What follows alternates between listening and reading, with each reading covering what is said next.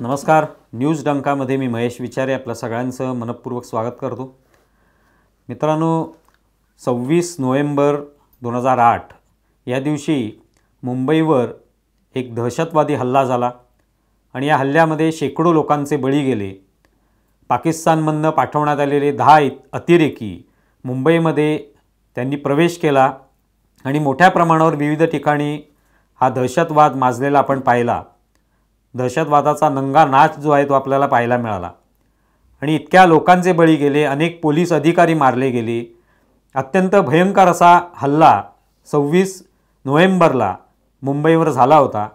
त्याला 15 वर्ष लोटलेली आहेत, पण इतकी वर्ष लोटल्यानंतरसुद्धा त्याच्या ज्या जखमा आहेत त्याचे व्रण अजूनही कायम आहेत आणि अजूनही ते दुःख जे आहे ते प्रत्येकाच्या मनामध्ये आहे. अनेकांना त्या आठवणी आहेत, अनेक जण त्या प्रसंगातून गेलेले आहेत. या निमित्ताने अनेक ठिकाणी याचं वार्तांकनसुद्धा झालेलं आहे की त्या दिवशी ज्यांना ह्या यातना भोगाव्या लागल्या त्यांच्याही आठवणी अनेक ठिकाणी प्रसिद्ध झालेल्या आहेत. तर ही सगळी परिस्थिती तेव्हा ओढवली होती मुंबईवर आणि हा हल्ला आपण कधी विसरणार नाही. या हल्ल्यामध्ये ज्यांनी आपलं प्राणार्पण केलं त्या हुतात्म्यांना न्यूज डंकाच्या वतीने आदरांजली. पंतप्रधान नरेंद्र मोदी यांनीसुद्धा मन की बातमधून या हुतात्म्यांना आदरांजली वाहिलीच. पण आजचा भारत बदललेला आहे. आज तसा काही वर्षांपूर्वी जो भारत होता, ज्या पद्धतीने भारतामध्ये दहशतवाद हा सगळीकडे पसरलेला आपल्याला पाहायला मिळत होता, तसा आज भारत राहिलेला नाही.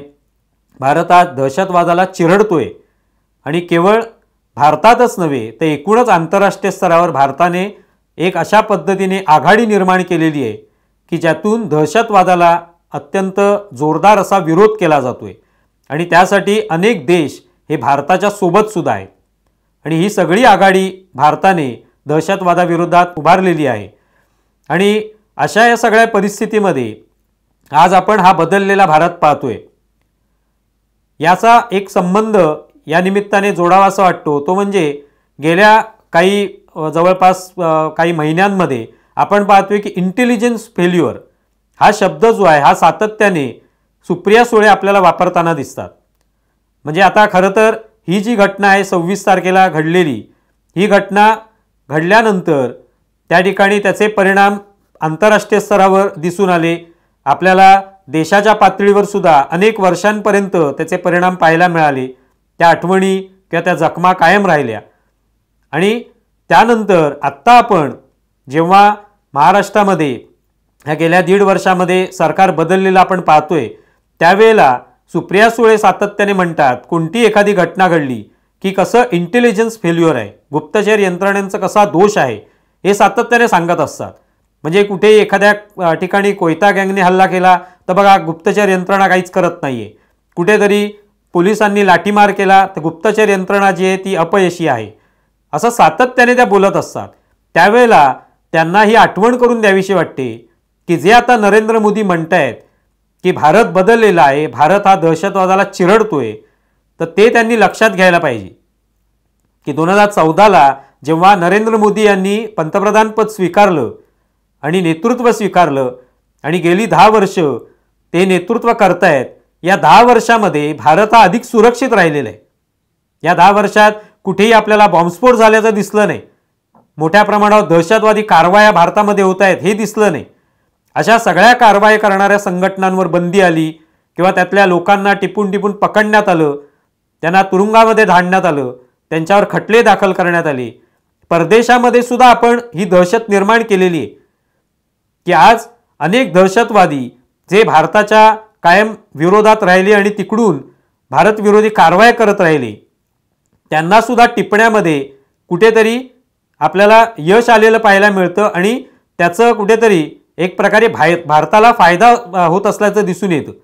पाकिस्तानमध्ये सुद्धा काही दहशतवादी गेल्या काही महिन्यांमध्ये मारले गेले आणि त्यामुळे त्या ठिकाणी दहशतवादाला एक प्रकारे टक्कर देण्याचं आणि त्यांना लगाम घालण्याचं काम भारताने वेळोवेळी केलेलं आहे आणि या गेल्या 10 वर्षामध्ये ते करून दाखवले.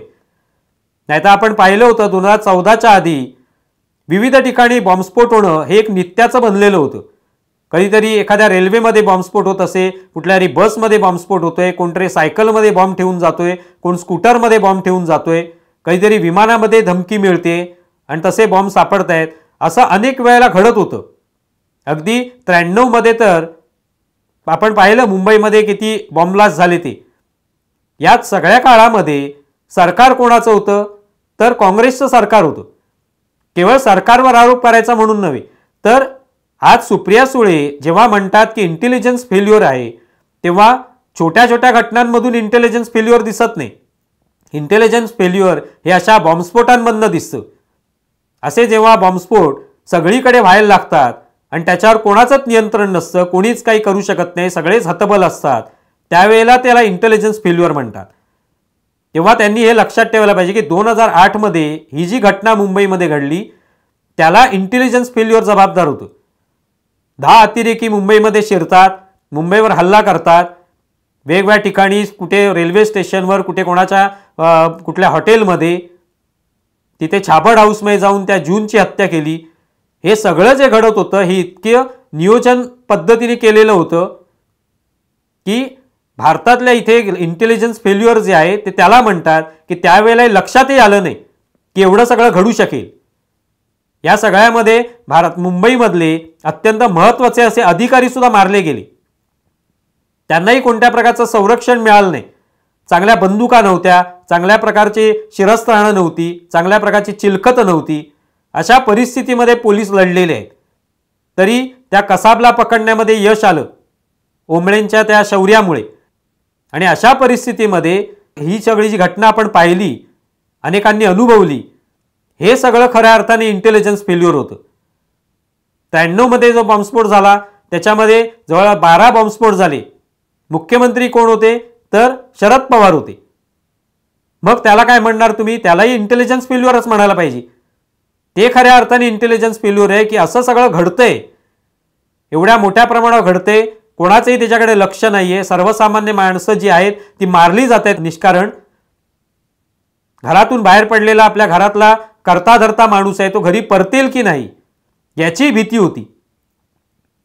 आणि ही सगळी परिस्थिती आज बदललेली आहे.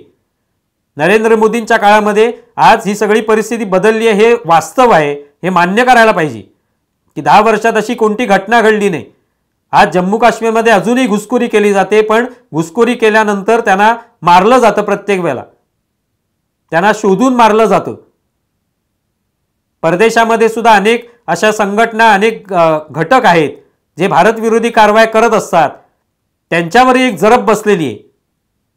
जिथे जिथे कुठे भारतात होणाऱ्या दहशतवादाला किंवा दहशतवादी संघटनांना पाठिंबा दिला जातो किंवा त्यांना पाठीशी घातलं जातं, तिथे भारताकडून त्याला चोख उत्तर दिलं जातं. अनेक वेळा आपण पाहिले की परराष्ट्र मंत्री जयशंकर यांनी कशी उत्तरं दिलेली आहेत.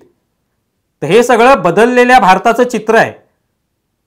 ह्याला इंटेलिजन्स फेल्युअर म्हणत नाहीत, ह्याला इंटेलिजन्सचं यश म्हणतात. या सुप्रिया सुळे यांनी लक्षात घ्यावं की महाराष्ट्रामध्ये कुठली एखादी गुन्हेगारीची घटना घडली की इंटेलिजन्स फेल्युअर त्याला म्हणत नाहीत. जे पंतप्रधान नरेंद्र मोदींच्या आधीच्या काळामध्ये जे काय घडत होतं भारतामध्ये, मुंबईमध्ये, त्याला इंटेलिजन्स फेल्युअर म्हणतात. तेव्हा आत्ता भारत हा दहशतवादाला, दहशतवादी संघटनांना चिरडणारा असा भारत आहे. त्याबद्दल खरं तर कौतुक करायला पाहिजे सगळ्यांनीच. तेव्हा आपल्या काळामध्ये आपण काही करू शकलो नाही. गुप्तचर यंत्रणा जी आहे ती पूर्णपणे ढेपाळलेली होती. पोलीस दल जे आहे ते हतबल होतं. तेव्हा निदान आत्ताच्या काळात तरी इंटेलिजन्स फेल्युअर आहे असं न म्हणता जे काही आता आपण करतोय, भारत जे करून दाखवतोय दहशतवादाच्या विरोधात, त्याचं कौतुक करायला पाहिजे. तिकडे हमास सारख्या संघटनेविरुद्ध इस्रायल लढतोय, त्या हमास संघटनेला जर भारताचा विरोध असेल तर त्याच्या पाठीशी सगळ्यांनी उभं राहायला पाहिजे. नरेंद्र मोदींचा हमासला विरोध आहे किंवा भारत सरकारचा विरोध आहे म्हणून आमचा मात्र हमासला पाठिंबा आहे असं न दाखवता, दहशतवादाला, मग कोणत्याही प्रकारचा दहशतवाद असो, त्याला आमचा विरोध असेल हे ठामपणे सांगितलं पाहिजे.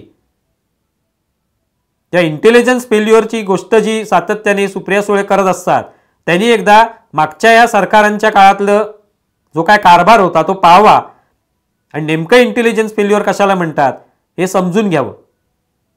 तुम्हाला विषय कसा वाटला हे जरूर कळवा. आमचा व्हिडिओ जास्तीत जास्त लाईक करा, शेअर करा आणि आमचं यूट्यूब चॅनल सबस्क्राईब करा.